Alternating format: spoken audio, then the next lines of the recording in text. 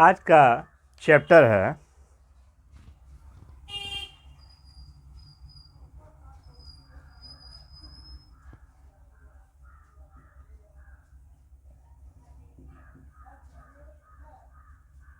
मनोवैज्ञानिक परीक्षण। आज का सब्जेक्ट क्या है? मनोवैज्ञानिक परीक्षण। मनोवैज्ञानिक परीक्षण दैट मीन्स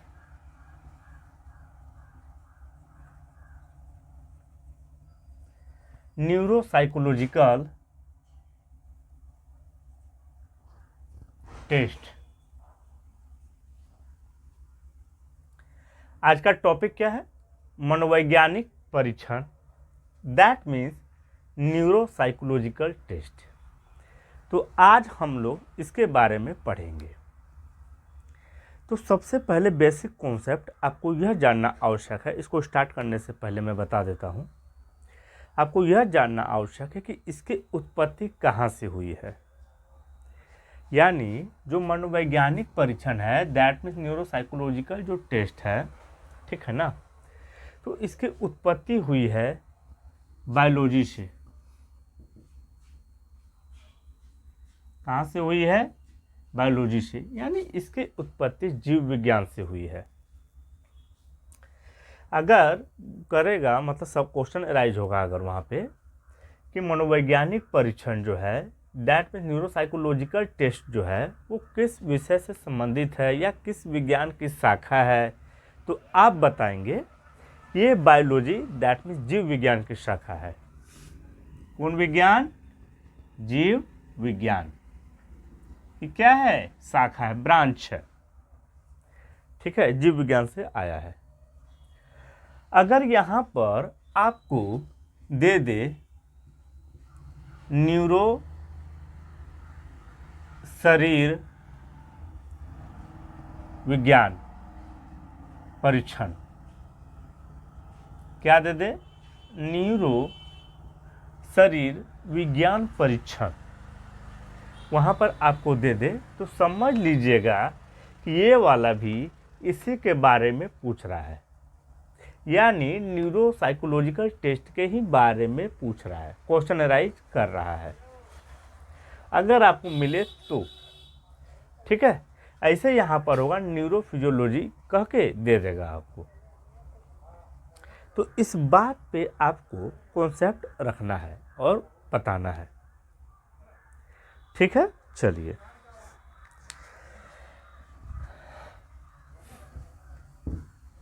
न्यूरो शरीर विज्ञान दे देगा आपको, तो आप जान जाइएगा कि सर इसी के बारे में ही पूछ रहा है, सर बताए थे सर, ठीक है। अगर मनोवैज्ञानिक परीक्षण को हमको पढ़ना है तो आपको चार मतलब मनोवैज्ञानिक परीक्षण को पढ़ने के लिए आपको चार चीज़ों पे ध्यान देना होगा। इसके बारे में स्पेशल डिटेल से अगर और जानना चाहते हैं तो मेरा वीडियो आएगा, देख लीजिएगा तो पता चल जाएगा। पर यूसी नेट के एग्ज़ाम में जितना पूछा जाता है उतना ही अभी हम देखेंगे, ठीक है। तो सबसे पहले हम क्या देखेंगे? सेंसरी एंड मोटर नर्व के बारे में। ये पहला नंबर आ गया। स्टेप बाय स्टेप चलते जाएंगे और मैं बताते जाऊंगा आप लोग को कि कैसे आपको क्या करना है और कैसे देखना है और उसका आगे का विस्तार कैसे हुआ, ठीक है। तो सबसे पहले हम चलेंगे सेंसरी एंड मोटर नर्व के बारे में। सेंसरी दैट मीन्स संवेदना और मोटर दैट मीन्स पेशीय, नर्व यानी तंत्रिका। तंत्रिका कहीं कहीं पर ऐसे मिलेगा आपको और कहीं कहीं पर मिलेगा ऐसे, देख लीजिएगा, ठीक है। तो कोई दिक्कत नहीं है, क्लियर है ना। वो भी सही है, वो भी सही है। तो ये हो गया संवेदन और पेशीय तंत्रिका तंत्र, ठीक है। तो संवेदन और पेशीय तंत्रिका तंत्र, ठीक है, क्लियर हो गया। तो अब हम लोग इसके बारे में जिक्र करेंगे, ये होता क्या है, किसने दिया था। ठीक है, तो इसके बारे में बताया था बेल ने, चार्ल्स बेल ने। लीजिए लिख दिया Charles Bell, sir Charles Bell, ये भी लिख दिया हमने। तो इसके बारे में, सेंसरी मोटर के बारे में चार्ल्स बेल ने बताया था। तो कुछ बच्चे ऐसे होंगे जो पढ़े होंगे कि सर मेगन डाई ने भी बताया था, पर यहाँ हम लोग बात कर रहे हैं प्रतिपादक का, जन्मदाता का, किसने फर्स्ट टाइम दिया था, तो चार्ल्स बेल ने दिया था। ठीक है, कौन बेल, सर चार्ल्स बेल ने इसके बारे में बता दिया था। क्लियर हो गया। सर चार्ल्स बेल ने सेंसरी और पेशीय तंत्रिका तंत्र, दैट मीन संवेदना और पेशीय तंत्रिका तंत्र के बारे में क्या बताया। उससे पहले आप लोग ये देखिए, ये हमने घर बना रखा है, घर। ठीक है,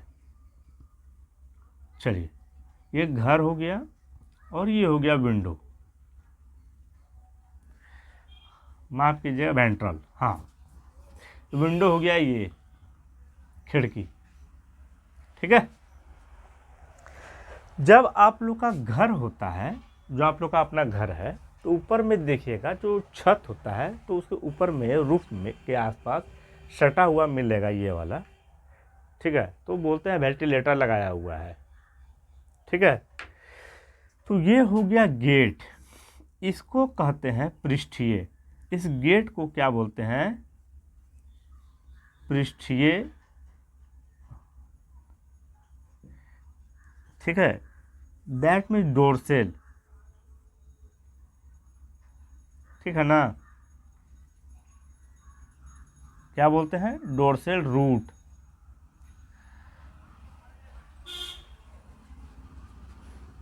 क्या बोलते हैं इसको, डोरसेल रूट, यानी पृष्ठीय, दैट मीन्स डोरसेल रूट इसको कहा जाता है। और ये जो है इसको बोलते हैं अधर रूट, दैट मीन्स अधर, यानी वेंट्रल रूट।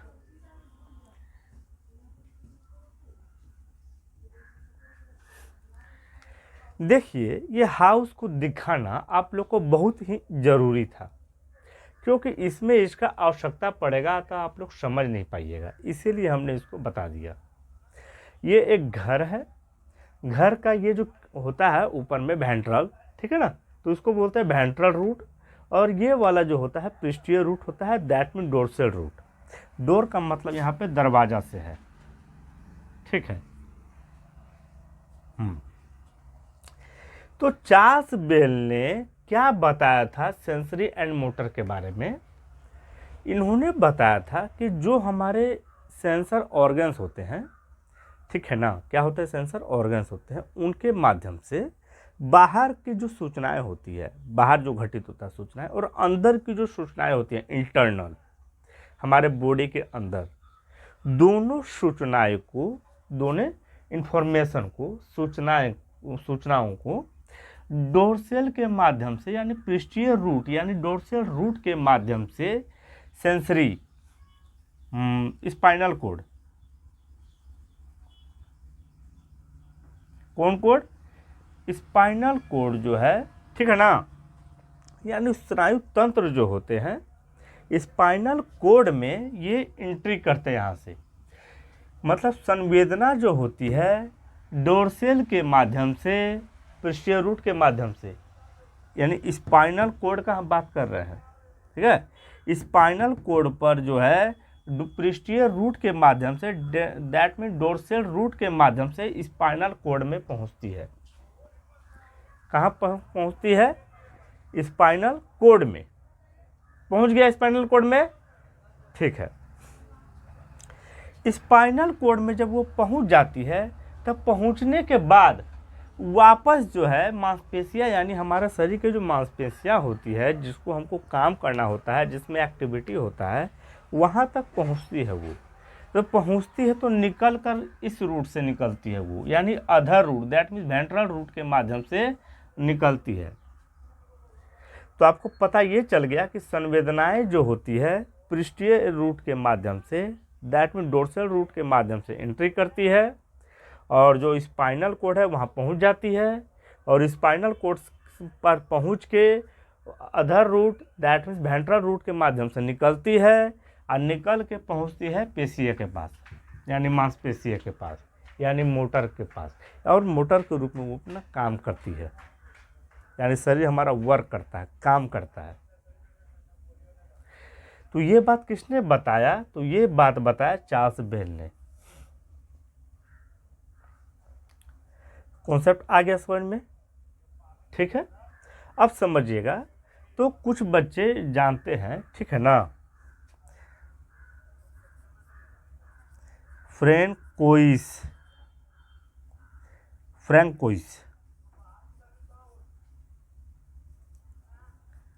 मैगेंडाई, ठीक है, फ्रैंकोइस, मैगेंडाई, इन्होंने क्या किया,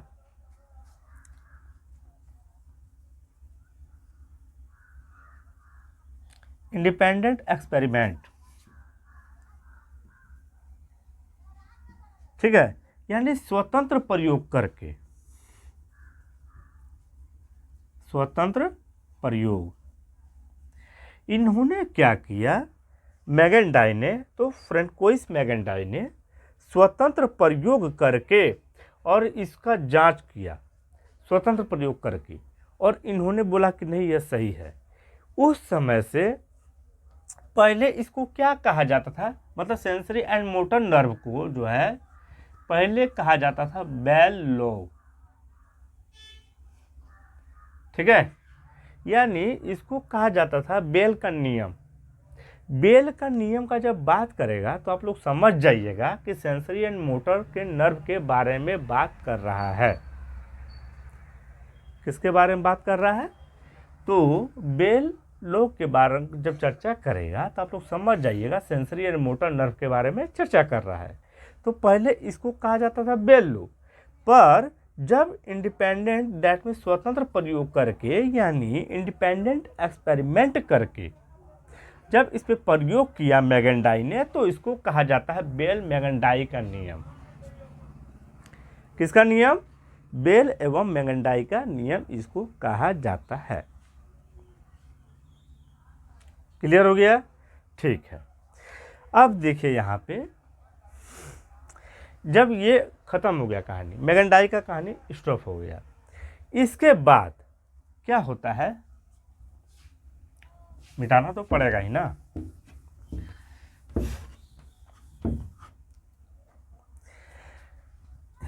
इसके बाद एक और नियम बन के आया, लॉ ऑफ फॉरवर्डिंग डायरेक्शन।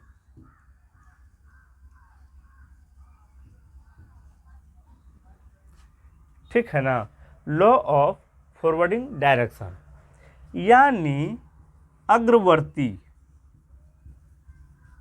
दिशा का नियम। कौन नियम? अग्रवर्ती दिशा का नियम। इसके बाद दिया, किसने दिया? तो बेल ने दिया खुद अपने आप में। पहला चैप्टर क्या था इसमें कि बेल मैगेंडाई ने सेंसरी और मोटर के बारे में बताया। सेंसरी मोटर के बारे में जो इन्होंने बताया, तो जब आ गए मैगेंडाई, ठीक है, फ्रैंकोइस मैगेंडाई जब आ गए तो वो क्या किए, उन्होंने ओपन रूप से, ठीक है ना, यानी इंडिपेंडेंट रूप से एक्सपेरिमेंट किया और अपना नाम उसमें दर्ज हो गया, तो बेल एवं मैगेंडाई का नियम कहा जाने लगा। इसके बाद बेल ने क्या किया, एक दूसरा नियम प्रतिपादित किया, लॉ ऑफ फॉरवर्डिंग डायरेक्शन का नियम। उन्होंने बताया कि संवेदनाएं जो जाती है स्पाइनल कोड में, ठीक है ना, जो स्नायु तंत्र में जो जाती है, स्पाइनल कोड में जो जाती है, तो जाती है डोर्सल के माध्यम से और आती है वेंट्रल के माध्यम से। तो जाने और आने का क्रिया अग्रवर्ती होता है, मतलब एक ही दिशा में वो जाती है। अगर जाते जाते अगर मन किया ये डोर्सल रूट है तो उधर से ही वापस आ जाए, तो ऐसा नहीं होता, ये गलत है।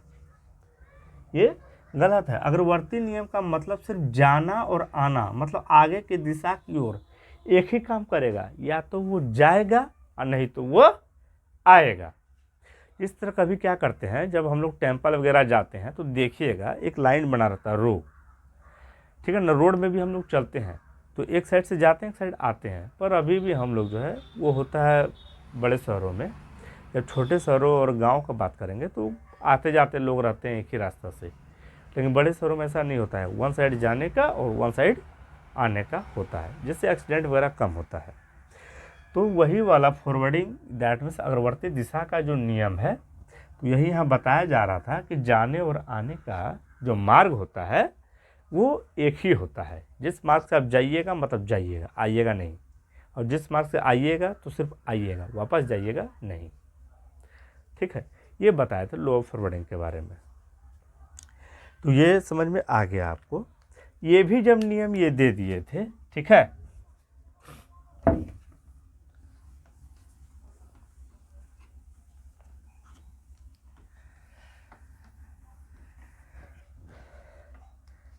इसके बाद थर्ड नंबर में एक और नियम का इन्होंने प्रतिपादन किया, एक नियम और।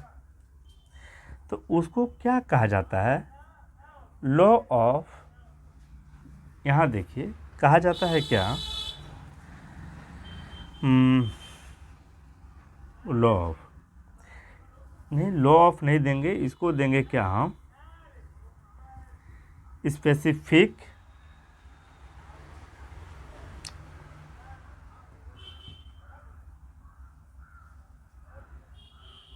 Energies of law, energies of nerve.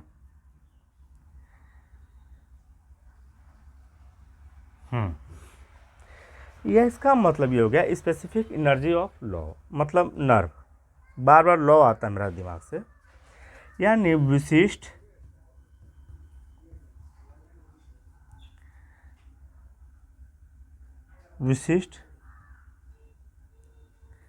तंत्रिका ऊर्जा, ठीक है, विशिष्ट तंत्रिका ऊर्जा।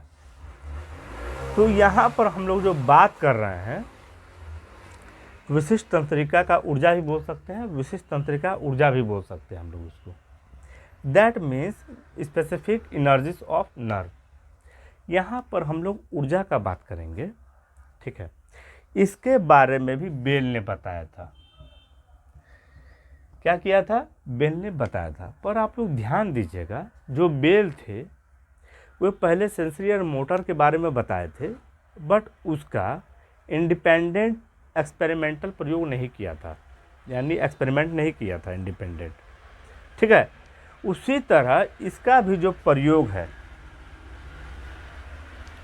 इसका स्पेसिफिक एनर्जी ऑफ नर्व का जो प्रयोग है, ठीक है ना, इंडिपेंडेंट रूप से, स्वतंत्र रूप से एक्सपेरिमेंट नहीं किया था। तो इसका प्रयोग किया था किसने,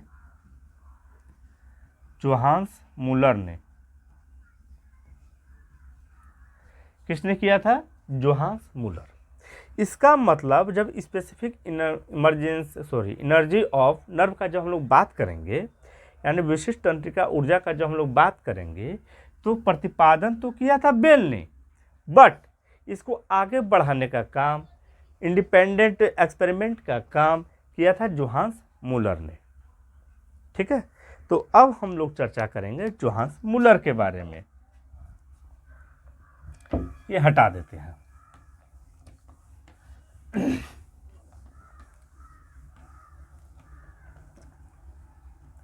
इसका चर्चा करेंगे जोहान्स मूलर के बारे में,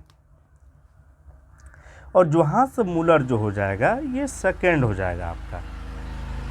यानी आप कह सकते हैं कि मनोवैज्ञानिक परीक्षण के बारे में, यहाँ देखिए थोड़ा सा मिस्टेक है, न्यूरो मनोवैज्ञानिक, ठीक है। न्यूरो मनोवैज्ञानिक परीक्षण के बारे में, यानी न्यूरो फिजियोलॉजिकल टेस्ट के बारे में जब हम चर्चा करेंगे, तो सेकेंड नंबर में आता है specific energy of nerve. First वाला तो देख लिए थे, सेंसरी एंड मोटर, ठीक है ना। तो इसके बाद आता है ये वाला,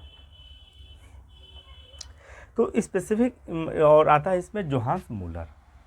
जोहान्स मूलर ने जो क्या होता है, जो सेंस ऑर्गन्स होता है उसकी बाहरी आवरण, जैसे आँख की जो बाहर की जो मांसपेशियाँ होती है, इन पे इसका मुख्य फोकस था। क्या था? आँख के, यानी जो आँख होती है, ठीक है ना, क्या बना दे आँख, जो आँख की जो बाहरी मांसपेशियाँ होती हैं इन पे इनका फोकस था। और जो स्पेस होता है दैट में इसको दिक कहा जाता है, दिक प्रतिक्षण पर, यानी परसेप्शन पर, यानी स्पेस परसेप्शन पर, यानी दिक प्रतिक्षण पर इनका मुख्य रूप से फोकस था जोहान्स मूलर का। और जोहान्स मूलर का संबंध किससे है? स्पेसिफिक एनर्जी ऑफ नर्व से। तो आँख की बाहरी मांसपेशियों पे इनका मुख्य फोकस था और दिक प्रतिक्षण पर इनका मुख्य फोकस था। क्लियर है? अब यहाँ पर देखिएगा, आप लोग समझिएगा, जिस समय ये अध्ययन कर रहे थे दिक प्रतिक्षण पे, दैट मीन्स स्पेस परसेप्शन पे, उसी समय दो वाद आ गया। एक वो आ गया नेटिविज्म। क्या आ गया? नेटिविज्म और एम्पिरिसिज्म।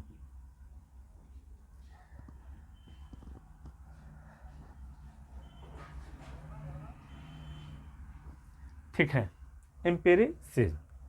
तो एक हो गया सहजवाद। कौन वाद? सहजवाद। और एक हो गया अनुभववाद। अनुभववाद।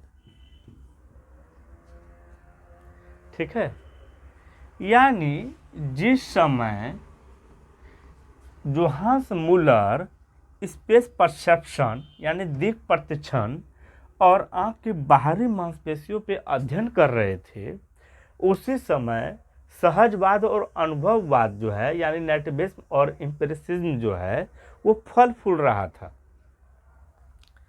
ठीक, बहुत डेवलप कर रहा था। और दोनों में गृह युद्ध चल रहा था, लड़ाई चल रहा था दोनों में कि मेरा होगा। क्योंकि ये बोल रहे थे कि जो साधारण यानी सामान्य जो नॉलेज होता है, उसी आधार पे किसी वस्तु के दिक प्रतिक्षण को जाना जा सकता है। और अनुभववादी बोल रहे थे बिना अनुभव का तो हम जान के नहीं सकते हैं किसी वस्तु के दिक प्रतिक्षण के बारे में। ठीक है, तब दिक प्रतिक्षण के बारे में जोहान्स मूलर, ठीक है, सबसे पहले आपको मैं बता देता हूं कि नेटिविज्म के बारे में कांट, प्रोफेसर कांट, बहुत सारे हिंदी मीडियम के स्टूडेंट मतलब कमेंट किए थे, मेल में हमको बोले थे कि सर मतलब आप खाली इंग्लिश वर्ड ही लिखते हैं, थोड़ा हिंदी भी लिखा कीजिए। तो दोनों मिक्स करके लिखते ही हैं, आपको समस्या नहीं होना चाहिए। प्रोफेसर कांट और यहाँ पर बर्केल, यानी जो नेटिविज्म था यानी सहजवाद था, प्रोफेसर कांट उसके तरफ से लड़ रहे थे। यानी प्रोफेसर कांट ने ही सहजवाद का सिद्धांत का नाम दिया था। ठीक है, और जो बर्केल थे, क्या थे? बर्केल ने अनुभववाद की तरफ से बोल रहा था कि उन्होंने अनुभववाद का दिया था, प्रतिपादन किया था, ये आप कह सकते हैं। तो प्रोफेसर कांट सहजवाद की तरफ से लड़ रहे थे, बर्केल अनुभववाद की तरफ से लड़ रहे थे और बोल रहे थे कि हम जो बोलेंगे वही भैया सही होगा। पर ऐसा तो है नहीं। उस समय जोहान्स मूलर आए और अपने दिक प्रतिक्षण में जो कॉन्सेप्ट दिया, इन दोनों को मिलाकर कॉन्सेप्ट दे दिया। कौन? तो जोहान्स मूलर ने इन दोनों का कॉन्सेप्ट वो क्या किए? दे दिए।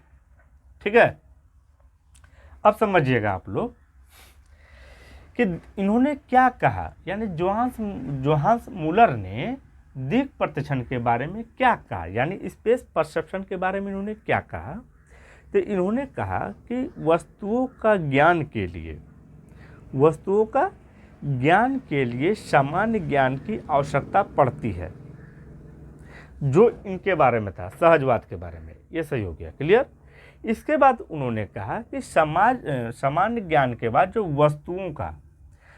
वस्तुओं होता है उसकी जो दूरी होती है, जो आकार होता है, ठीक है, जो स्थिति होती है, इन सब का ज्ञान जो है, दूरी, आकार, स्थिति, इन सब का ज्ञान जो है बिना उसके नहीं होगा, बिना अनुभव का नहीं होगा, बिना विशिष्ट ज्ञान का नहीं होगा, और बिना सामान्य ज्ञान के विशिष्ट ज्ञान भी नहीं होगा। ये भी बता दिया। यानी इन दोनों के कॉन्सेप्ट को मिलाकर स्पेस परसेप्शन के बारे में, दैट मीन्स दिक् प्रत्यक्षण के बारे में, जोहान्स मूलर ने क्या कहा कि किसी वस्तु का ज्ञान के लिए आपको जो है सामान्य ज्ञान की आवश्यकता होती है, बट उसके आकार के बारे में, स्थिति के बारे में, दूरी के बारे में ज्ञान की आवश्यकता नहीं होगी बिना विशिष्ट ज्ञान के। उस समय आपको अनुभव का जरूरत पड़ता है, बिना अनुभव का विशिष्ट ज्ञान होगा भी नहीं। तो विशिष्ट ज्ञान का जरूरत पड़ता है, बट सिर्फ हम कहेंगे विशिष्ट ज्ञान से अगर हम किसी वस्तु के बारे में जान जाए तो वो भी संभव नहीं है। क्यों? क्योंकि सामान्य ज्ञान के हुए बिना विशिष्ट ज्ञान हो नहीं सकता है। तो यह कह के मतलब इन्होंने अपना, जोहान्स मूलर ने अपना दिया। ठीक है, क्लियर हो गया। दो गो तो स्पेसिफिक एनर्जी ऑफ नर्व के बारे में आप लोग समझ गए। ये देखिए, ये जो कॉन्सेप्ट आप समझ रहे हैं ये बहुत आसानी से समझ रहे हैं आप लोग। अब हम लोग चलेंगे कपाल विज्ञान के बारे में। किसके बारे में चलेंगे? कपाल विज्ञान। कपाल विज्ञान के बारे में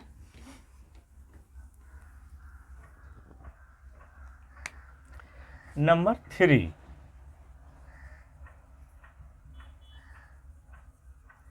क्रेनियोलॉजी, दैट मीन्स कपाल विज्ञान। ठीक है, किसके बारे में चर्चा करेंगे नंबर 3 में? कपाल विज्ञान। तो पहला वाला क्या था हम लोग का? पहला था मोटर के बारे में, सेंसरी के बारे में। क्लियर हो गया। सेकंड, अभी आप लोग ने देख लिया कि ये एनर्जी है नर्व का, स्पेसिफिक एनर्जी। थर्ड नंबर में आता है क्रेनियोलॉजी, दैट मीन्स कपाल विज्ञान। ठीक है, जो फ्रेज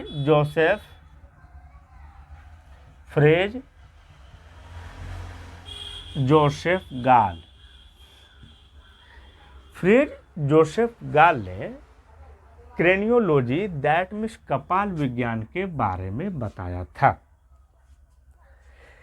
यानी अगर आपको न्यूरो मनोवैज्ञानिक परीक्षण, दैट मीन्स न्यूरोसाइकोलॉजिकल टेस्ट के बारे में अगर जानना है तो आपको 4 स्तंभ को पहचानना होगा। यानी 4 गो जो टॉपिक बताए हैं, अगर आप कपाल विज्ञान के बारे में डीपली वो किताबें पढ़ लीजिए तो हमको कोई आपत्ति नहीं है। पर यूसी नेट के एग्जाम में जितना आना चाहिए, जितना आता है, उसी के अनुरूप हमने आपको बनाकर दिखाया है, बताया है और समझा रहा हूँ। तो इसके बारे में फ्रेज जोसेफ गाल ने बताया था। ठीक है, तो फ्रेज जोसेफ गाल ने जो बताया था तो उसके बारे में हम लोग 2 चीज़ का चर्चा करेंगे। एक होता है मनःशक्ति और एक होता है अंतःशक्ति। ठीक है, एक होता है मनःशक्ति और एक होता है अंतःशक्ति। इसके बारे में हम जिक्र आपसे कर रहे हैं। ठीक है, मन, दैट मीन्स मेंटल, ठीक है, स्ट्रेंथ, यानी मेंटल स्ट्रेंथ के बारे में अभी हम आपको बता रहे हैं। मेंटल स्ट्रेंथ, एक होता है इनर स्ट्रेंथ। ठीक है, यानी एक होता है मनःशक्ति, दैट मीन्स मेंटल स्ट्रेंथ, और एक होता है अंतःशक्ति, दैट मीन्स इनर स्ट्रेंथ। ठीक, मनःशक्ति का फ्रेज जोसेफ से क्या संबंध है और फिर इसका मतलब क्या संबंध है? मनःशक्ति से जब अंतःशक्ति आते हैं तो फ्रेज जोसेफ का अंतःशक्ति से क्या संबंध है? तो इसको हमने दो पार्ट में बांट दिया, जो कि नहीं बांटना चाहिए, लेकिन आपको समझाने के लिए अति आवश्यक था, इसको बोला जाता है अति आवश्यक। तो फ्रेज जोसेफ जो गाल हैं, उन्होंने क्रेनियोलॉजी दैट मीन्स कपाल विज्ञान के बारे में क्या बताया, समझिए आप लोग। ये क्या थे, मनोशक्ति दैट मीन्स मेंटल स्ट्रेंथ से अत्यधिक प्रभावित थे। मेंटल स्ट्रेंथ के जो वैज्ञानिक थे उनसे बहुत ज़्यादा प्रभावित थे। ये क्या थे, प्रभावित थे, ठीक है। तो मेंटल स्ट्रेंथ दैट मीन्स मनोशक्ति के जो वैज्ञानिक थे उनसे बहुत ज़्यादा ये प्रभावित थे। तो पहला कॉन्सेप्ट क्लियर हो गया। अब आते हैं इनर स्ट्रेंथ। इनर स्ट्रेंथ का मतलब यहाँ इस चीज़ से है कि जैसे ये मस्तिष्क है, तो मस्तिष्क का एक भाग में बम्प होता है, क्या होता है, बम्प। तो जो चीज़ हम सीख लेते थे, ज़्यादा अध्ययन हो जाता था, ज़्यादा ज्ञान हो जाता था, कार्य हो जाता था, कंप्लीट हो जाता था, तब मस्तिष्क जो है हमारा खोपड़िया में, ठीक है, हमारा जो मस्तिष्क है उस मस्तिष्क में वो जो है ना फूल जाता था, बम्प हो जाता था। जैसे जिसका जो भाग है उस भाग में बम्प हो जाता था, तो इसको ये माप लेते थे। कौन, फ्रेज जोसेफ गाल, इसको क्या करते थे, माप लेते थे, और माप के इसका अध्ययन किए, तो वो अंतःशक्ति दैट मीन्स इनर स्ट्रेंथ के बारे में कहा जाता है उसको। तो अगर मनोशक्ति दैट मीन्स मेंटल स्ट्रेंथ दे दे और अंतःशक्ति इनर स्ट्रेंथ दे दे, तो आप लोग समझ जाइएगा, इसमें मतलब बकाने वाला काम नहीं है, बकाने वाला काम नहीं है, ठीक है ना। तो अंतःशक्ति के बारे में और मेंटल स्ट्रेंथ के बारे में आपको समझ में आ गया, क्लियर है। यानी ये इसका क्या करते थे, मापन करते थे, और माप के देख लेते थे और बताते थे कपाल विज्ञान के बारे में, क्रेनियोलॉजी के बारे में। ये इतना ही जानना आपके लिए पर्याप्त है। बट इनका जो समर्थन किए थे, पूर्ण समर्थन, ठीक है ना, वो कौन थे, स्पूर जिम। स्पूर जिम ने इनका बहुत समर्थन किया, क्या किया, समर्थन किया, और मॉडिफाई भी किया और इम्प्रूव भी किया। यानी मॉडिफिकेशन किया इसका, यानी थोड़ा जोड़, तो मैनिपुलेट नहीं बोलेंगे यहाँ पे, या मॉडिफिकेशन बोलेंगे, मतलब उसका बढ़ोतरी किया। जैसे मोबाइल का जो वर्जन आता है ना, जैसे माइक्रोमैक्स, माइक्रोमैक्स प्रो, और जो वर्जन आते जाता है, ठीक है ना, अलग अलग वर्जन नेक्स्ट जनरेशन का, तो इन्होंने क्या किया, इसको मॉडिफाई किया और इम्प्रूव भी किया। कौन, स्पूर जिम ने, और इनका समर्थन किया। तो जब क्रेनियोलॉजी कपाल विज्ञान के बारे में जब चर्चा आता है मनोवैज्ञानिकों का, तो उसमें आता है फ्रेज जोसेफ गाल और स्पूर जिम के बारे में। यहाँ तक हमें नहीं लगता है कि आपको रत्ती भर भी दिक्कत हुआ होगा। अब एक चीज़ मैं बताना चाहता हूँ कि जब आप यूसी नेट का जब एग्ज़ाम देते हैं, तो उसमें सबसे ज़्यादा अभी जो बताने वाला हूँ, इससे बहुत सारा क्वेश्चन आता है, और आप देखे भी होंगे, और अभी आप जब पढ़िएगा तो आपको लगेगा कि सर मतलब बता तो रहे हैं, लेकिन पहले बता देते हैं तो मेरा एग्ज़ाम में वो क्वेश्चन नहीं छूटता, ठीक है ना। ऐसा आपको फील होगा अभी, क्योंकि इससे बहुत बार क्वेश्चन हमने देख रखा है, और आप भी देख रखे होंगे, ठीक है। तो अब हम चलेंगे नंबर 4 में, clear. Location of brain function के बारे में, यानी मस्तिष्क का कार्य क्षेत्र हम बोल सकते हैं इसको, मस्तिष्क का कार्य क्षेत्र। चलिए, समझने वाली बात है ना, हम लोग समझेंगे। तो मस्तिष्क का कार्य क्षेत्र जो आता है, ये आखिरी है, आखिरी पायदान। तो न्यूरोसाइकोलॉजिकल टेस्ट में हम लोग पढ़ रहे हैं मस्तिष्क का कार्य क्षेत्र। मस्तिष्क का कार्य क्षेत्र के बारे में कौन बताया, कैसे बताया, उसके बारे में हम लोग चलेंगे। मस्तिष्क का जो कार्य क्षेत्र होता है, मस्तिष्क का जो कार्य क्षेत्र होता है, उसके बारे में फ्लोरेंस,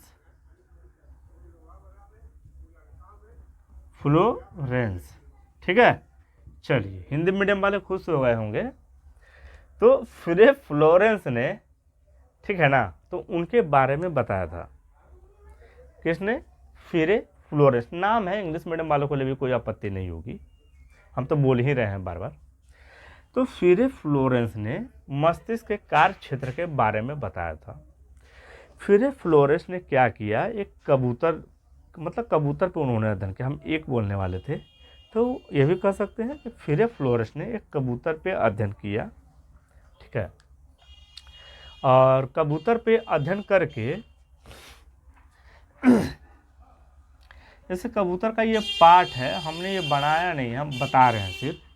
उसका बुद्धि का जो एक पार्ट है ना, तो उसमें कभी ये पार्ट, कभी ये पार्ट, कभी ये पार्ट, कभी ये पार्ट, कभी ये पार्ट, कभी ये पार्ट, अलग अलग पार्ट का अलग अलग क्या बोलते हैं, सेरिबेरल ग्लोब्स का, ठीक है ना, लॉब्स। तो अलग अलग जो मस्तिष्क का, मतलब मस्तिष्क का दे देते हैं।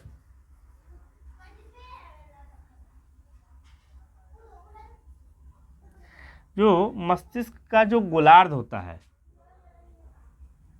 यानी हेमिस्फेयर होता है, क्या होता है? हेमिस्फेयर। मस्तिष्क का जो गोलार्ध होता है, मस्तिष्कीय जो गोलार्ध होता है, ठीक है ना, मस्तिष्कीय गोलार्ध है यानी हेमिस्फेयर, ठीक है। सेरिब्रल हेमिस्फेयर जो होता है, उसका क्या करते हैं वे उसका पार्ट को निकाल कर, काट कर हटा देते हैं, नष्ट कर देते हैं, और बाकी को लेकर क्षति नहीं पहुंचता है। कहने का मतलब कि अगर बहुत सारा घर है तो ये घर को हमने गिरा दिया और अगल बगल का घर का जरा सा भी नुकसान नहीं पहुंचा। तो उसी तरह जो कबूतर का जो ब्रेन होता था, वो क्या करते थे, वो नुकसान पहुंचा देते थे, पर उनको समस्या नहीं होती थी। कौन ऐसा करते थे? फ्रे फ्लोरेंस, ठीक है। तो इसको कहा जाता है मूलोच्छेदन विधि। कौन विधि? मूलोच्छेदन विधि, ठीक है। इसको कहा जाता है मूलोच्छेदन विधि को हम विनाश भी लिख सकते हैं, विनाश विधि, विध्वंस विधि। तो ऐसा कोई बात नहीं है, ठीक है।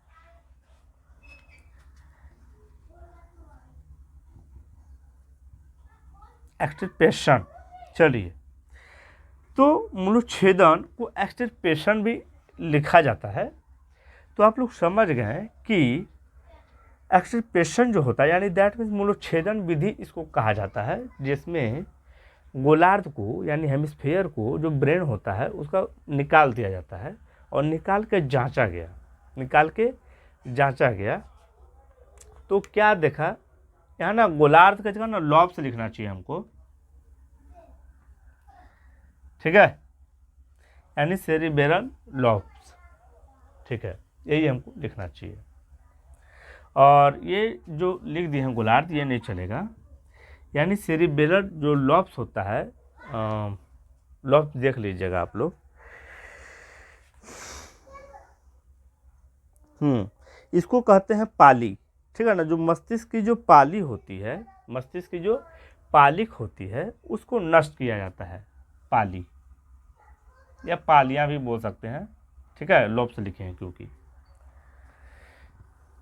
तो जो सेरिब्रल लॉब्स होते हैं, जो मस्तिष्क की जो पालियां होती हैं, उनको नष्ट किया जाता है, और नष्ट करके ये देखा जाता है कि जो स्वैच्छिक क्रियाएं होती है, जो स्वैच्छिक क्रियाएं होती है, या व्यक्ति की जो आंतरिक क्रियाएं होती है, या व्यक्ति की जो बाहरी क्रियाएं होती है, उसका उस पर क्या प्रभाव पड़ता है, उसको हटा के। तो क्या देखा गया कि लेफ्ट हेमिस्फीयर, कौन हेमिस्फीयर? लेफ्ट, यानी लेफ्ट हेमिस्फीयर जो है, उस लेफ्ट हेमिस्फीयर में ही वहाँ पर एक एरिया होता है, एक क्षेत्र होता है, वहीं पर जो है, वही क्षेत्र पर, ठीक है ना, वही क्षेत्र पर जो है ब्रोका क्षेत्र होता है, यानी भाषा का क्षेत्र होता है। तो भाषा के क्षेत्र के बारे में बताया था ब्रोका ने, और मतलब ब्रोका ने बता दिया था उस एरिया के बारे में, किसके? देखिए यहाँ पर हम चर्चा कर रहे हैं फिलिप फ्लोरेंस का। इन्हें इसको देखा, मस्तिष्क की पाली को देखा और जो स्वैच्छिक क्रियाएं होती है उसका संबंध बता दिया। कौन? सेरिबेरल ने, सॉरी मतलब फिलिप फ्लोरेंस ने फिलिप फ्लोरेंस ने जो क्षेत्र होता है, ठीक है ना, यानी ऐच्छिक क्रियाएं की जो क्षेत्र होती है उसको बोला कि यहीं से होती है। और लघु मस्तिष्क यानी सेरिबेलम,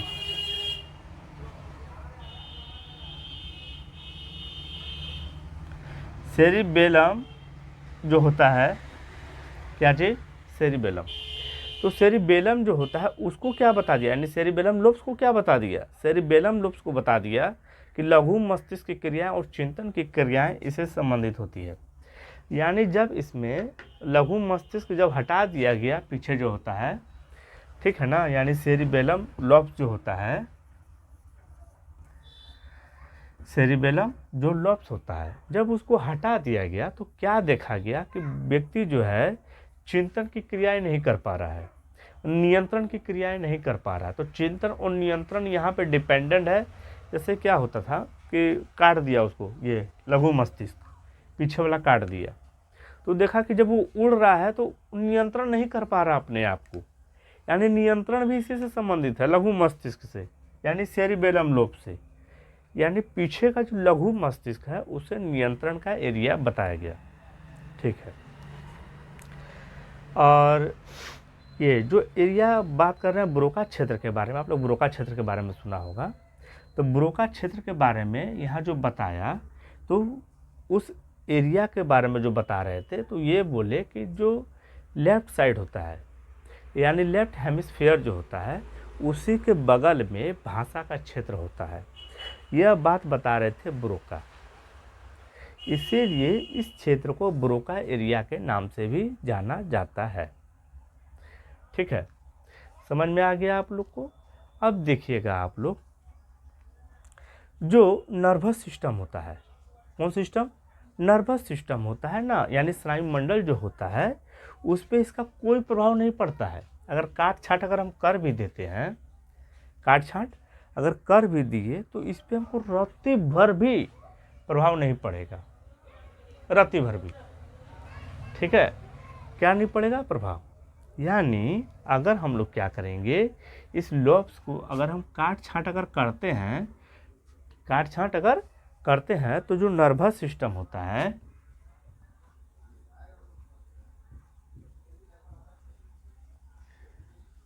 जो नर्वस सिस्टम होता है उस सिस्टम में जरा सा प्रभाव नहीं पड़ता। वो अपना कार्य समग्र रूप में करता है, संपूर्ण रूप से करता है, अच्छी तरीके से करता है। तो आप लोग जान गए ब्रोका क्षेत्र के बारे में, ठीक है। अब देखिएगा, एक हम बात करेंगे फ्रिट्ज।